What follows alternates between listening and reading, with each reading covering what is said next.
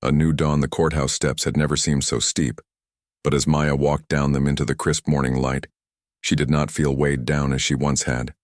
For the first time in months, perhaps years, her shoulders carried not only the burden of her father's legacy but also the pride of knowing she had carried it faithfully into the world.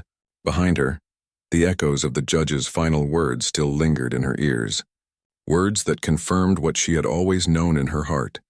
The designs that had made Leonard Whitaker a household name, the blueprints that had fueled his empire, were not his creation at all. They belonged to George A. William. The courtroom had been silent when the ruling was read. Even Whitaker's army of lawyers had found themselves unable to argue against the weight of evidence that David Lang had assembled. The journals authenticated by experts, the timelines that matched with uncanny precision, the witnesses who remembered George working tirelessly in obscurity.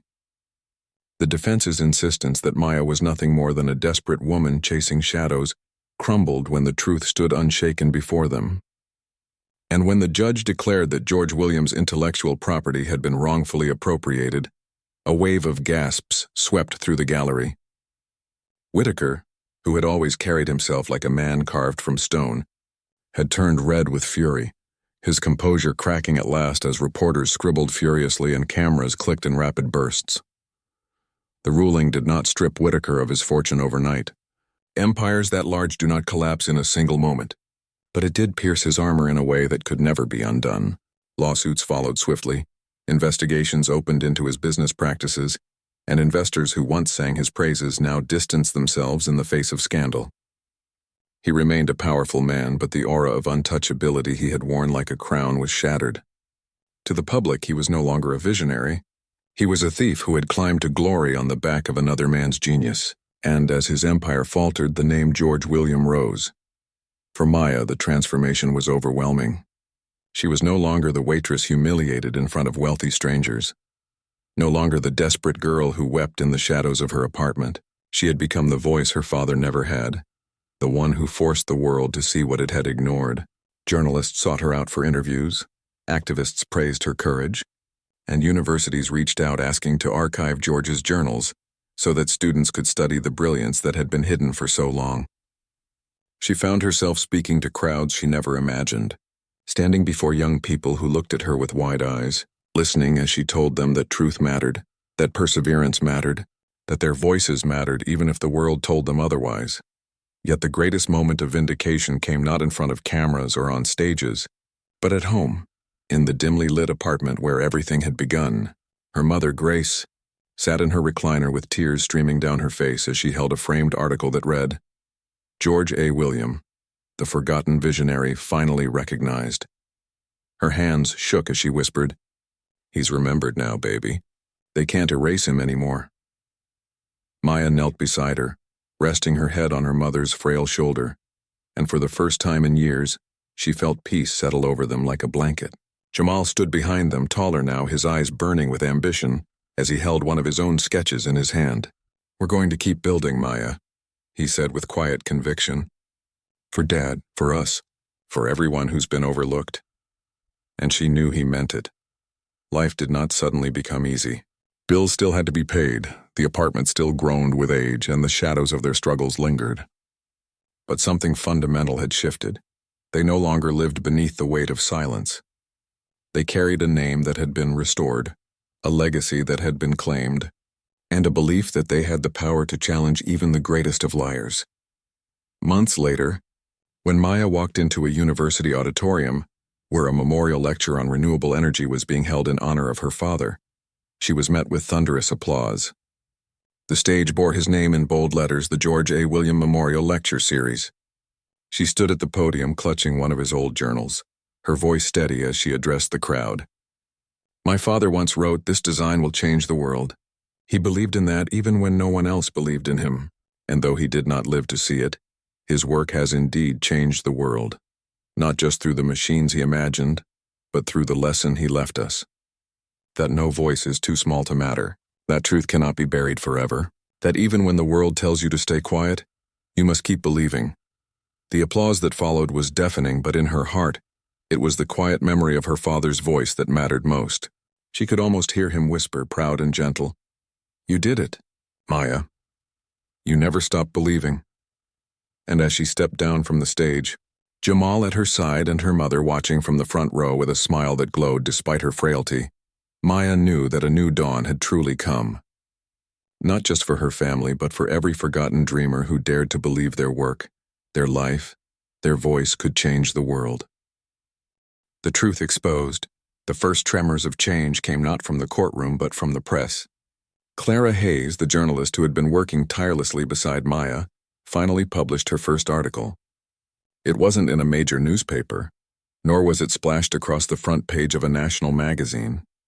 It appeared in an online outlet known for investigative work, read mostly by those who craved truth more than comfort. Yet, despite its humble beginnings, the story carried a fire that spread faster than anyone anticipated. The headline alone stopped readers in their tracks. Forgotten inventor. Stolen legacy.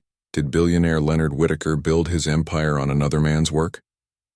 Beneath it were photographs of George Williams' journals, scanned sketches of the solar compression turbine, and side-by-side comparisons with Whitaker's so-called original patents. Clara's words cut with precision, laying out the timeline, the evidence, and the chilling possibility that one of the most powerful men in the city had built his empire on theft. She didn't declare it outright, that would have been reckless, but she raised enough questions that the public's curiosity became a storm. For days, the story spread like wildfire. Social media lit up with debates, with some defending Whitaker as a visionary unfairly attacked, while others demanded accountability, posting images of George Williams' signature as though it were a battle flag. Independent engineers weighed in, some stating outright that George's sketches revealed concepts ahead of their time. One renowned professor even commented that, if these journals are authentic, then George A. Williams deserves recognition as a pioneer in renewable energy. For Maya, it was both terrifying and exhilarating. The truth she had whispered into the shadows of her cramped apartment was now being shouted into the light. But light has a way of drawing darkness. Whitaker responded swiftly as Maya and David had predicted. His legal team released a statement, dismissing the accusations as fabrications and opportunistic attempts to profit from the good name of a visionary. They painted Maya as a bitter former, employee seeking attention and claimed the journals were forgeries, concocted by those jealous of Whitaker's success. Worse still, a smear campaign began almost overnight. Old photographs of Maya surfaced online, twisted into cruel narratives. Anonymous accounts accused her of dishonesty, of trying to use her father's death for fame, of being unstable. Strangers whispered behind her back in grocery stores. Neighbors avoided her eyes, and even her church community grew uneasy, unsure of whether to embrace or distance themselves from the firestorm surrounding her family. It was almost unbearable. Yet for every insult, Maya found a counterweight in the faces of those who believed. Jamal, steadfast and unshaken, reminded her each night that this was proof they were making an impact. Clara stood firm despite the backlash against her reporting, declaring she had expected no less from a man like Whitaker.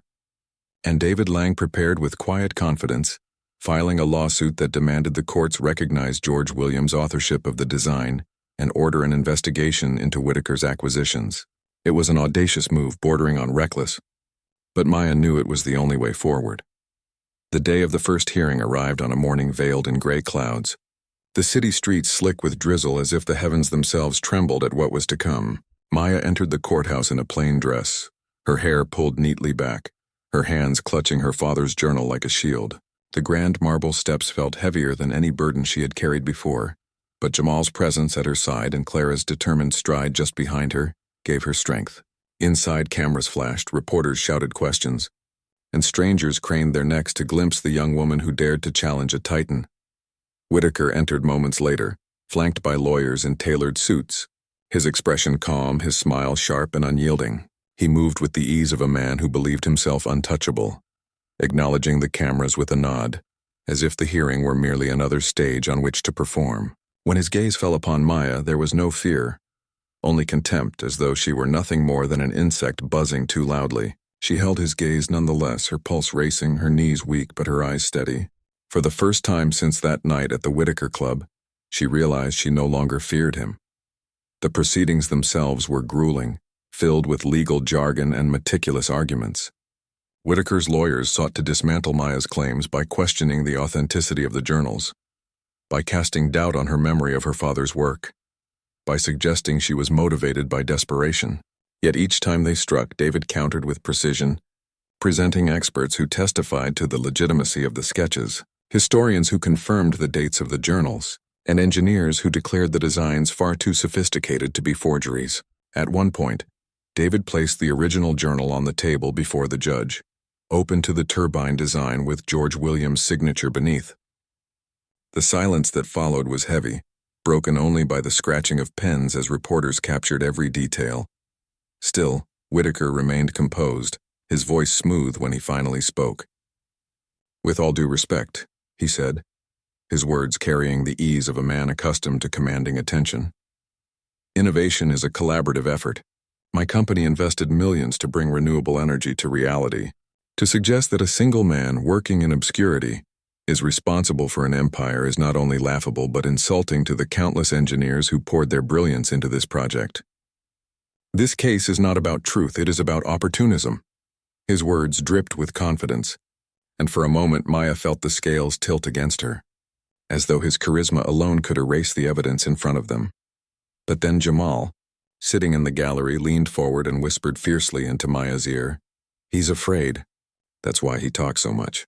He knows we're close." And Maya, hearing the conviction in her brother's voice, remembered her father's words written years ago. Never stop believing. The hearing stretched on for weeks, each day more exhausting than the last. Yet slowly, steadily, the tide began to shift. Public opinion, once divided, started leaning toward Maya as more experts came forward, emboldened by Clara's reporting. Stories of other inventors mistreated by corporations surfaced, painting a broader picture of systemic theft. Whitaker's mask of control began to crack, his outburst in court betraying the pressure he felt. And through it all, Maya stood resolute, her voice growing stronger each time she testified. Her presence no longer that of a trembling waitress, but of a woman determined to carry her father's legacy into the light. The truth was not yet fully won, but it was no longer buried. It had been dragged into the open, exposed before the world, undeniable and radiant. And though the battle raged on, Maya knew with certainty that they had already achieved something powerful.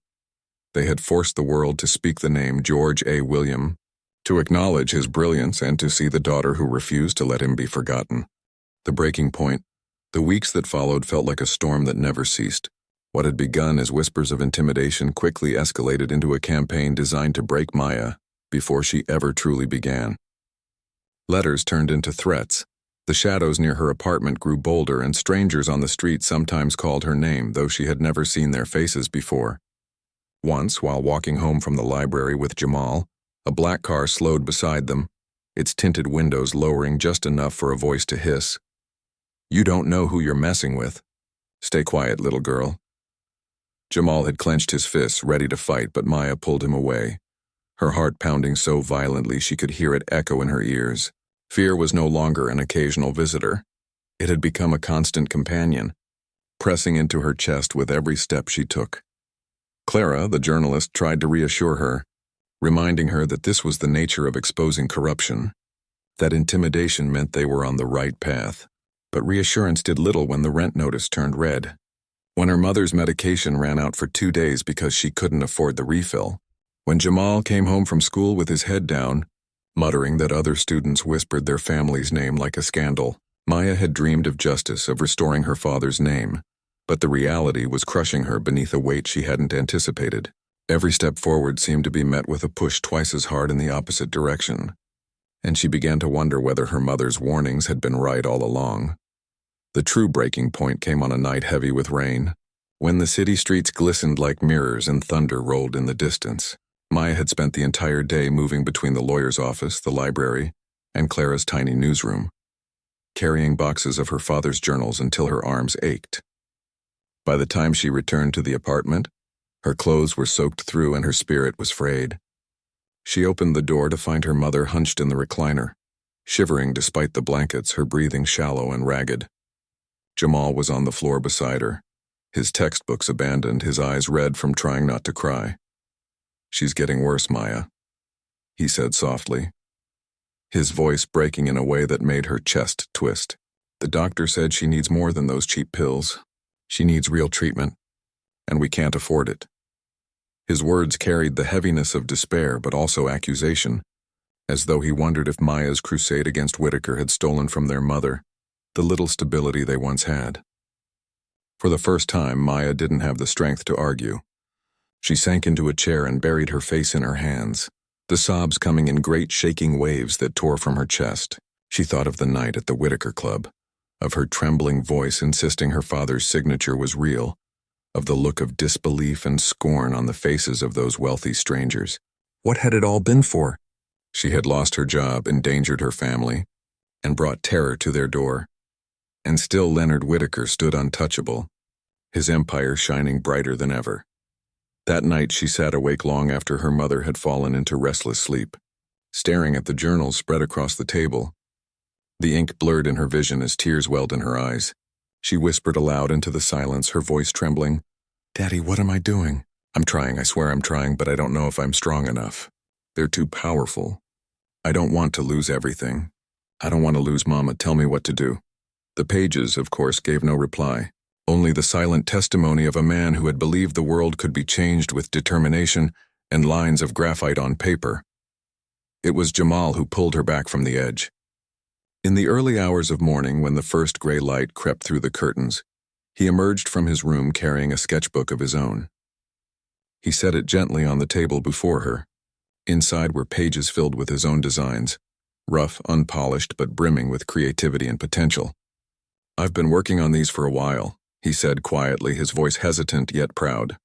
"I want to be an engineer like Dad. I want to keep building on what he started.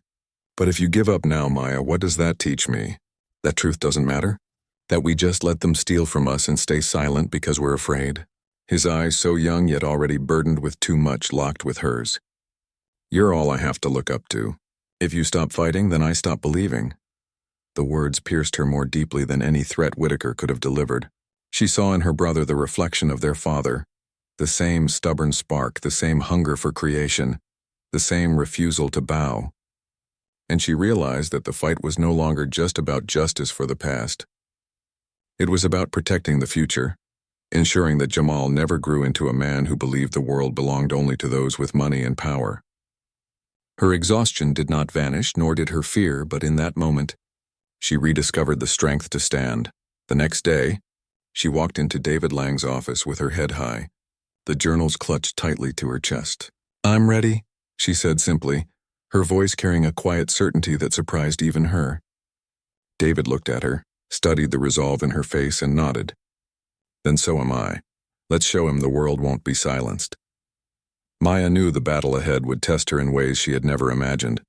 But for the first time since that fateful night at the Whitaker Club, she no longer felt like a fragile girl drowning under the weight of loss and humiliation. She felt like her father's daughter, determined, unyielding, and unwilling to let fear write the ending of their story. The breaking point had come and gone, and from its wreckage, a stronger Maya emerged, ready to take the fight to the heart of Leonard Whitaker's empire. The fight begins. The discovery of the journals ignited something inside Maya that refused to be extinguished. It was no longer a fleeting spark of recognition or the desperate insistence of a daughter defending her father's memory. It had grown into a steady flame, a determination that kept her awake long into the nights as she sifted through the fragile pages of his notes. For the first time in years, she did not feel like a woman drifting aimlessly from one paycheck to the next. She felt tethered to something larger, something that stretched across time and space, linking her present struggles with her father's forgotten brilliance. Yet the enormity of her task weighed heavily upon her. How could she, a waitress without a job, a young woman drowning in debt and responsibility, challenge a man who controlled entire industries and commanded armies of lawyers? It seemed impossible, and yet impossibility had never stopped her father. And now it could not stop her. It was Jamal who took the first step forward, driven by the same unyielding stubbornness he had inherited from George William. He spent hours at the local library, hunched over dusty computers, searching archives, old patents, and academic journals. He returned home each evening with scribbled notes and wide-eyed excitement. "Look," he told Maya one night, pointing at a faded article he had printed. "Dad's design is mentioned here. It's dated 2009, before Whitaker's company ever filed their patents. It even references experimental work by independent inventors, though no names are given. Don't you see? He was already ahead, and Whitaker must have known about him somehow. The evidence was circumstantial, but to Jamal it was the beginning of a case, a thread that might unravel the empire Whitaker had woven. Maya, for her part, began reaching out to anyone who might listen. At first it was a humiliating process. She sent emails to local newspapers explaining her father's story and attaching scans of his journals. But most replies were dismissive, if they came at all. One editor told her bluntly that accusations against billionaires were a liability we cannot afford. Others simply ignored her, their silence as cutting as rejection. But not everyone turned her away.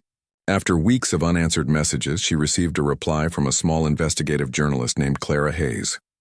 Clara was not a household name, nor did she work for a prestigious paper, but she had a reputation for digging into corporate corruption and exposing stories others were too afraid to touch. Her message was short, but it made Maya's breath catch. "I'd like to meet. Bring everything you have." They met in a cafe that smelled faintly of roasted beans and old wood, the kind of place where no one looked twice at two women hunched over a stack of papers.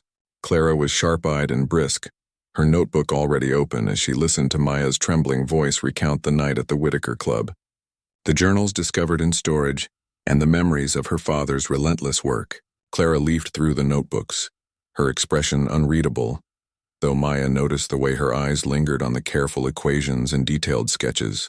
"This is remarkable," Clara said finally, tapping a page with her pen. "If your father truly developed this design years before Whitaker filed his patents, this could be a story that shakes more than just his reputation. But you have to understand, he has the resources to fight this in ways you cannot even imagine. He'll deny everything, he'll discredit you, and he'll bury this unless we can bring undeniable proof to light." The words chilled Maya, but they also steeled her. Proof. That was what her father had left them, hidden away in journals and notes. Proof that his mind had seen further than the world gave him credit for. "I'll give you everything I have," Maya said firmly. "His journals, his sketches, the boxes in storage. I don't care what it costs. People deserve to know the truth." Clara studied her for a long moment, then gave a slow nod. "You have courage. That's good. You'll need it." But courage alone was not enough. Leonard Whitaker soon caught wind of her efforts, as Maya knew he would. It began with subtle signs. Strange men lingering near her apartment building. Phone calls that ended in silence the moment she answered. A letter slipped under her door warning her to stop chasing fantasies before you destroy yourself. At first, she tried to ignore them, but Jamal's growing unease forced her to admit what she already knew. Whitaker had eyes everywhere, and he would not sit idly by while a waitress threatened to stain his empire. Grace, her mother, pleaded with her to let it go, her frail voice breaking under the weight of fear. "Baby, please," she whispered one night, clutching Maya's hand with trembling fingers. "I can't lose you too. Don't you see what he's capable of? Your father believed in people, and it broke him. Don't let it break you." Maya wept silently at her mother's words, torn between her love for the woman who had sacrificed so much and the memory of the man whose legacy had been stolen. She longed for safety, for the comfort of surrender, but surrender meant erasing her father from history forever. And so, despite her fear, she pressed on. She met with Clara in secret, carrying journals in a battered backpack, her eyes always scanning the streets for shadows that might follow. She watched Jamal pore over the documents late into the night, his youthful determination hardening into something sharper, something almost dangerous. The fight had begun, whether they were ready or not. It was during one of these secret meetings that Clara introduced Maya to someone unexpected, a lawyer named David Lang, a man with salt and pepper hair and a reputation for taking on hopeless cases against powerful corporations. He listened quietly as Clara explained Maya's situation, then leaned back in his chair, his eyes narrowing thoughtfully. "You're walking into a storm," he said, his voice steady but grave. "Whitaker will come at you with everything he has: money, influence, intimidation. If you want to stand a chance, you'll need more than courage and journals. You'll need allies, witnesses, experts who can verify your father's work. And even then, the cost will be high. Are you willing to risk that?" Maya felt the weight of his words settle on her shoulders like chains, but she lifted her head and met his gaze. "I don't have a choice," she said simply. "This isn't just about me. It's about my father, about my family, about the truth. I can't let him erase it." David studied her for a long moment before giving a slow, reluctant smile. Then I'll help you. But know this, once we start, there's no turning back. The fight had begun. It was fragile, uncertain, and perilous, but it was real. In the dim light of that cafe, surrounded by journals and the quiet hum of determination, Maya felt for the first time that she was not alone. Her father's legacy was no longer buried in forgotten boxes. It was alive, carried forward by the daughter who refused to let his name be stolen, the brother who believed in justice, and the strangers who saw in her courage a spark worth protecting. The road ahead would be long and treacherous, but as Maya stepped out into the night with Jamal at her side, she knew she had already made the most important choice of her life: to fight. The past unearthed, the following days moved like a blur, not because life had become easier, but because each passing hour carried the weight of responsibility and uncertainty pressing harder upon Maya's shoulders. She woke up to the hollow ache of unemployment, her uniform folded neatly on the chair where she had tossed it the night she returned home in tears. The rent notice on the door had not disappeared, nor had the pharmacy bill stacked neatly on the counter beside the half-empty bottle of her mother's medicine. Her younger brother Jamal tried to ease her burden by taking on extra tutoring jobs for neighborhood kids, but his wages were little more than pocket change, and Maya knew his focus needed to remain on school if he was to escape the cycle of struggle they were caught in. Each morning she felt the temptation to drown in despair, yet the memory of that framed drawing at the Whitaker Club burned in her mind with such clarity that it became a strange source of strength. It was no longer just a relic of her father's work. It was a call, a demand, almost as if George William himself whispered from beyond the grave, urging her not to let his dreams be buried in silence. One rainy afternoon, after a long morning of failed job applications and awkward rejections from managers who had clearly been warned about her by someone far more powerful, Maya stood at the window staring at the droplets crawling down the glass. She heard her brother's voice behind her, steady but insistent. "We have to find the journals, Maya. Do you remember the storage unit? The one Daddy rented before everything fell apart?" His words stirred an old memory. She remembered their father's cluttered desk, the stacks of notebooks filled with equations and designs, and the day he had told her he was leaving them in storage because he couldn't let the ideas rot in the dampness of the apartment. At the time, she had been too young to understand the weight of those words, but now they echoed like prophecy. It took them 2 days of calling around, searching through old paperwork, and piecing together half-forgotten addresses before they finally located the unit. It was tucked away on the far side of the city, in a district that bore the scars of abandonment. Rusting gates creaked as they entered the lot, and weeds broke through cracked asphalt. The storage facility manager, a tired man with a coffee-stained shirt, glanced at them with little interest when Maya explained who she was. The lease, he said, had been paid for years ago, but the account had lapsed after George William's death. By luck or oversight, the unit had never been auctioned off. The man waved them toward the rusted door at the end of a row, handing Maya a heavy ring of keys. Her hands shook as she slid the key into the lock, and when the door screeched open, the scent of dust and time spilled into the air like a forgotten secret. Inside, stacks of boxes reached toward the ceiling. Some were collapsing under their own weight, their corners softened by years of neglect, while others remained tightly bound with tape that had yellowed with age. Maya's breath caught in her throat as she stepped inside. Every box was a fragment of her father's world, a piece of his relentless pursuit of invention, of recognition, of a dream too large for the life he had been given. She lifted the lid of the first box and found loose papers, each page crowded with equations she barely understood, but remembered watching him scribble late into the night. Another box revealed old drafting tools, rulers with worn edges, a compass stained with graphite, and sheets of tracing paper filled with delicate sketches of turbines, engines, and solar compression systems. Jamal moved through the boxes with awe in his eyes, his fingers tracing the lines of blueprints with reverence. He was a genius, he whispered, his voice thick with pride. "Look at this, Maya. This isn't the work of some hobbyist. This is professional, cutting edge, ahead of its time." He was building things people are only now beginning to understand. Maya nodded, her chest tight. She remembered the nights when their father would sit at the kitchen table, his back hunched, his pencil scratching across paper while he muttered about compression ratios and energy efficiency.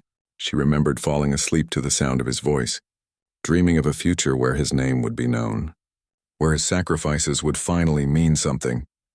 At the back of the unit, beneath a tarp that crumbled at her touch, Maya found the treasure she hadn't realized she was searching for. A leather-bound journal, its cover scuffed and fragile. But the name written on the first page in bold letters brought tears instantly to her eyes. George A. William, 2008. Research notes. She sat on the dusty concrete floor, her hands trembling as she opened the book. The pages were filled with dense handwriting, sketches of machines and paragraphs of ideas, some crossed out, others circled with urgency. At the bottom of one page, written with particular care, was the exact design she had seen at the Whitaker Club, the solar compression turbine. And beneath it, in her father's neat, deliberate script, were the words, "This design will change the world." For Maya and Jamal, never stop believing. Her tears blurred the ink until the words seemed to ripple like waves on a pond. Jamal knelt beside her, his arm around her shoulders, his own eyes wet with emotion. "This is it," he said, his voice breaking with awe. "This is proof. Dad's work, his signature, his notes. They can't deny this." But even as he spoke, Maya felt the enormity of the battle pressing down upon them. Proof was not enough when truth threatened to topple billion-dollar empires. She could already imagine Leonard Whitaker's smirk. His lawyers armed with contracts and legal jargon. His army of public relations experts ready to dismiss her as nothing more than a desperate waitress clinging to fantasy. Still, holding the journal in her hands, Maya felt something shift inside her. It was as though her father's presence filled the dusty storage unit, wrapping around her in quiet reassurance. For years, she had buried her anger over his death, convincing herself he had been just another dreamer swallowed by a world that didn't value men like him. But now she saw him for what he truly was, a man ahead of his time, a man whose ideas had been stolen and exploited, a man whose legacy had been erased. And she knew she could not let it remain that way. That night, back in their cramped apartment, Maya and Jamal spread the journals across the table, carefully sorting through them as though handling sacred texts. Grace sat nearby, her frail hands clutching a blanket, her eyes filled with both pride and fear. "Children," she whispered, her voice thin, "your father believed too much in people. He thought someone would see his genius and give him a chance. But this world doesn't reward men like him. It rewards men like Whitaker. If you choose to fight, you have to understand it will not be easy. It may cost more than you realize." Maya looked at her mother, her brother, and the journal spread before her, each page a testament to years of sacrifice and brilliance. She felt the weight of her mother's warning, the heaviness of the struggle ahead, but she also felt the undeniable fire of her father's words. "Never stop believing." She straightened her shoulders, her voice steady despite the fear coiling in her stomach. "I understand, Mama, but we can't let his name die in the shadows. If they built their empire on his ideas, then the world deserves to know the truth. And if we fall, then at least we will have fallen fighting for him." The room fell silent, heavy with both dread and determination. Outside, the city hummed on, unaware of the storm beginning to gather in a small apartment on the edge of nowhere. But within those four walls, a daughter, a son, and the fragile memory of a man long gone, prepared to unearth the past and challenge a future built on lies. The night air outside the Whitaker Club was biting cold, the kind of cold that slipped beneath your coat and gnawed at your bones. But Maya hardly noticed as she stumbled down the marble steps and onto the pavement, her eyes burned with unshed tears, her jaw still aching faintly from Leonard's hand, her palms stinging from where she had scraped them against the ground when she fell to her knees. The city around her buzzed with life. Sleek black cars lined the curb. Chauffeurs in long coats opened doors for women draped in gowns worth more than her entire year's wages, and men in silk ties smoked cigars as though nothing could ever touch them. To them, Maya was invisible again, just another worker tossed aside into the shadows. But to Maya, the world had shifted forever. That blueprint, her father's blueprint, wasn't just a relic of his dreams. It was proof that everything he had sacrificed, everything he had whispered late at night about changing the world, hadn't been madness. It had been real, and it had been stolen. Her hands shook as she clutched the strap of her worn leather bag, the only shield she had left. Every word of the manager's dismissal echoed in her head, heavy and merciless. "You're done. Get your things. You embarrassed one of the most powerful men in the city." She knew what those words meant, even beyond the job she had just lost. Leonard Whitaker wasn't just a wealthy man. He was a titan of the city, a name that opened doors and closed them with equal ease. If he wanted to, he could crush her chances at ever working in another respectable establishment. And he would. She had seen the look in his eyes, the kind of ruthless promise that men like him never failed to deliver on. For a woman like Maya, young, black, poor, with no one to protect her, it wasn't just unemployment. It was exile. By the time she reached the subway, her legs felt like lead, each step heavier than the last. The fluorescent lights of the underground station flickered dimly, buzzing in tired rhythm, the air thick with the scent of oil and iron. She sank into a plastic seat, her reflection in the train window catching her by surprise. Her face looked smaller, her dark eyes swollen, her curls pulled back into a bun that was already coming loose, strands falling messily around her cheeks. She touched her skin where Leonard's hand had struck, wincing at the memory. Shame washed over her like a tidal wave, not just because he had hit her, but because she had let them see her cry, let them watch her crumble in front of their glittering laughter. The memory made her stomach turn. She wanted to scream. She wanted to hide. She wanted to demand the world recognize her father's name. But most of all, she wanted to go home, to the only place where she could collapse and not be judged. Home, however, was not a refuge. The apartment was small, cramped, with peeling wallpaper and a heater that rattled more than it warmed. As Maya unlocked the door, the smell of herbal medicine and stale bread greeted her. Her mother, Grace, lay in the worn recliner in the corner, a blanket wrapped tightly around her frail frame, her once strong hands now thin and trembling. Jamal, Maya's younger brother, sat at the small kitchen table hunched over a stack of textbooks, his pencil tapping against the page as he muttered equations under his breath. He looked up when the door opened, his wide, hopeful smile faltering the moment he saw Maya's face. "Maya," he said softly, setting the pencil down. "What happened?" She tried to smile, tried to brush it off the way she always did, but the lie crumbled before it could form. The tears broke free and she dropped her bag onto the floor with a thud. Jamal rushed to her side, his hand on her shoulder, his eyes burning with protective anger that seemed too heavy for his 17 years. Grace stirred in her chair, her voice weak but concerned. "What's wrong, baby?" she asked, her eyes clouded with illness yet still filled with the sharpness of a mother's intuition. Maya sank to the floor, burying her face in her hands. "I lost my job," she whispered, her voice muffled but thick with pain. "They fired me. Because of him. Because I said something I shouldn't have. But I couldn't help it, Mama. I saw it. I saw his drawing. Daddy's drawing. On that man's table like it belonged to him." The room fell silent except for the distant hum of the radiator. Grace's lips parted as though she wanted to speak, but no words came. Jamal's hand tightened on her shoulder. "Are you sure?" he asked, his voice sharp with disbelief but also curiosity. "Dad's work? After all these years?" Maya lifted her head, her eyes burning with the same fire that had pushed her to speak in that glittering dining hall. "I'm sure. I would know it anywhere. The lines, the way he notated the equations, and the signature. It was his. George A. William, clear as day." Her voice cracked, but her conviction held. "They stole it, Jamal. They stole everything he worked for."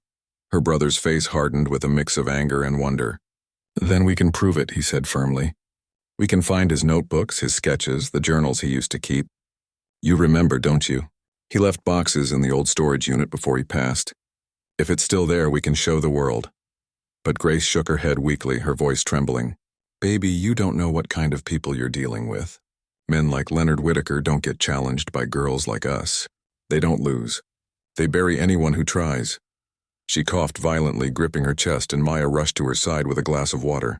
The sight of her mother's suffering pierced deeper than Leonard's hand ever could. It was the reminder of how fragile their world already was, how little stood between them and complete ruin. Rent was already late. Bills were stacked high on the kitchen counter. Grace's medication cost alone devoured more than Maya's wages ever covered. Losing the job didn't just mean humiliation. It meant no food, no shelter, no medicine. Maya sank into the recliner beside her mother, holding her hand tightly. "I know, Mama," she whispered. "I know they're powerful, but I can't just forget what I saw. That was Daddy's dream, and if he was alive, he wouldn't want me to stay quiet. He would want me to fight." The words hung in the air, heavy with both defiance and fear. Jamal's eyes gleamed with youthful determination, the kind that refused to bow to the weight of reality. Grace closed her eyes, her breathing shallow, her lips moving in silent prayer, and Maya sat there in the dim light of their broken apartment, her mind a storm of doubt and fire. She had fallen far in one night, lost her job, her dignity, her fragile sense of stability. But in that fall, she had also stumbled upon a truth too important to ignore. The drawing was real. Her father's work was real. And though she felt powerless, a small voice inside her whispered that maybe, just maybe, she had found the beginning of something far greater than the life she had resigned herself to. Yet beginnings rarely announce themselves with trumpets or miracles. Sometimes they crawl out of broken nights in the tears of a daughter who refuses to let her father's name be erased, in the determination of a brother who believes in proof, and in the fragile faith of a mother who fears for them, but knows they carry the same spark as the man she once loved. Maya didn't know what the coming days would bring: poverty, struggle, humiliation, perhaps even danger. But she knew this much: she could not unsee that drawing, and she could not forget the truth. Leonard Whitaker had built his empire on a lie, and somehow, no matter how impossible it seemed, she would find a way to bring that truth into the light. The spark, Maya. William's hands trembled slightly as she adjusted the tray balanced on her shoulder. The polished silver caught the glow of chandeliers hanging from the ceiling of the Whitaker Club, the most exclusive dining hall in the city. She'd worked here for only 2 months, and already she had learned how unforgiving the place could be. The guests were not ordinary customers, they were moguls, senators, artists who owned entire galleries, and businessmen whose names graced the covers of magazines. Waitresses like Maya weren't expected to speak unless spoken to. They weren't even expected to be noticed, and yet tonight, she noticed something that made her chest tighten until she could hardly breathe. On the head table, surrounded by wine glasses and polished cutlery, stood a framed sketch. It wasn't an ordinary decoration. It was a technical schematic, the kind of blueprint engineers once drew by hand before everything became digital. The lines were clean, deliberate, and elegant, marked with equations, pressure ratios, and careful annotations. But what struck Maya most wasn't the turbine design or the mathematical notations. It was the signature at the bottom corner: George A. William, her father. The tray nearly slipped from her grip. For a second, the chatter of wealthy investors faded into silence in her ears. She blinked hard, thinking maybe her tired eyes were tricking her. She leaned subtly closer, her heart hammering so violently she thought the entire dining hall could hear it. But no, there it was. That familiar curve of the G, the disciplined slanting W, and the flourish he always added beneath his name. She'd seen him sign it countless times at their kitchen table, his hand smudged with pencil lead, his brow furrowed in focus as he explained his big ideas to his daughter. Tears pricked at her eyes. She whispered before she could stop herself, "Sir, that's my father's drawing." The drop, the words slipped into the air like a stone tossed into a still pond. The ripples were immediate. The man at the head of the table, Leonard Whitaker, froze mid-sentence. He had been laughing grandly, retelling some story of how his company had pioneered breakthrough energy technology that changed the world. His whiskey glass dangled carelessly in his hand. Slowly he turned his head toward Maya, his eyes narrowing in disbelief. "What did you just say?" His voice was low, smooth, but beneath it thrummed something dangerous. Maya's throat went dry. Her fingers tightened on the tray until her knuckles turned white. But her eyes, those betrayed her trembling heart. They were fixed on the drawing, that design, she stammered. "It's my father's, that's his signature." For one long second the world stood still. Then crash!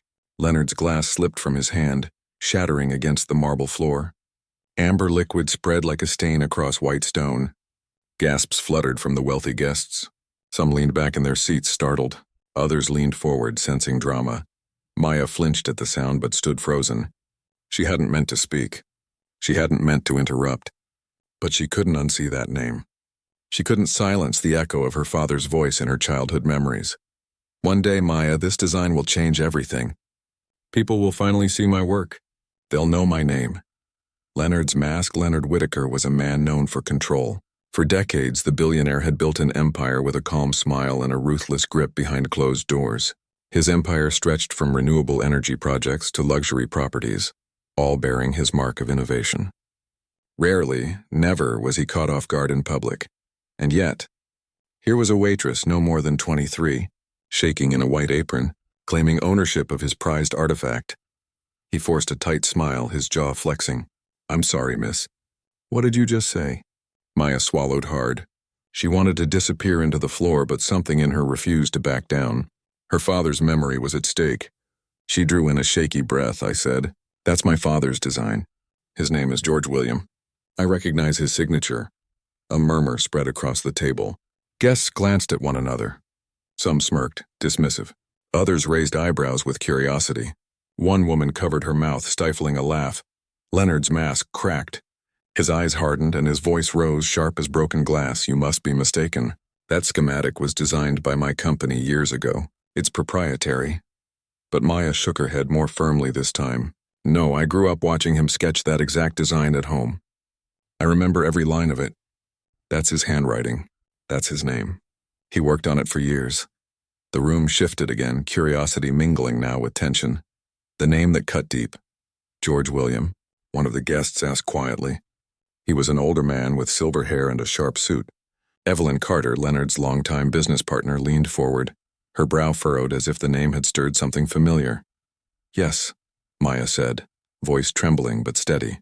"George A. William, he was my father." Silence. Even the string quartet in the corner seemed to falter mid-note. Then Leonard snapped. He stood, his chair scraping loudly against the floor. He loomed over Maya, his voice booming.